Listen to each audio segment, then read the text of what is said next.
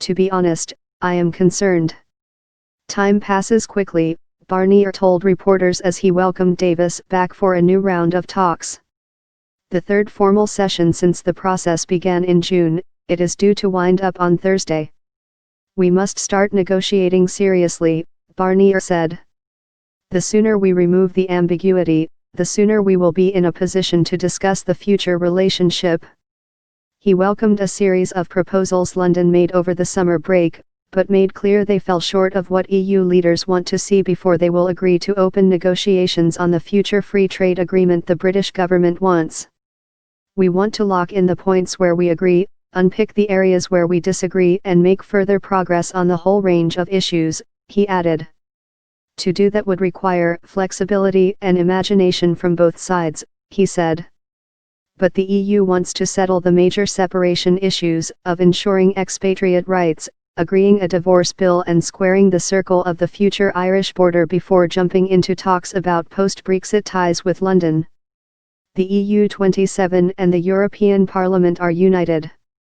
They will not accept that separation issues are not addressed properly, Barnier said.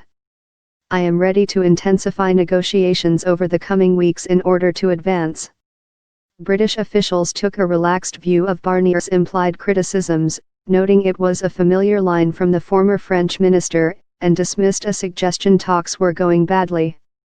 No breakthrough expected. The EU has already signalled that the slow progress so far has made talks about a new accord with Britain less likely to start after an EU summit in October, as had been hoped. The Irish issue is extremely delicate because of the history of political violence there, as well as the complex economic consequences of Brexit. Dublin said on Monday much of the future border arrangements between Northern Ireland and Ireland could be solved before Brexit talks enter the next phase. Neither side expects major breakthroughs this week in talks aimed at unraveling more than 40 years of union. Neither seems ready for major political concessions at this stage.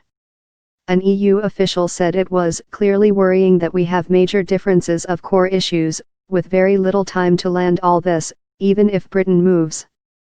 Britain's opposition Labour Party on Sunday offered an alternative to the policy pursued by Conservative Prime Minister Theresa May by saying it would stay in the European single market for a transitional period after Brexit.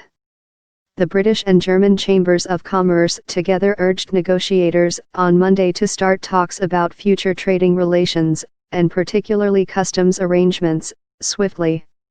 Writing in Le Monde in his native France, Barnier said the EU and Britain must remain allies for their common defence. The Union of 27 and the United Kingdom will have to join forces to stand up to common threats, he said. The security of our citizens cannot be haggled over.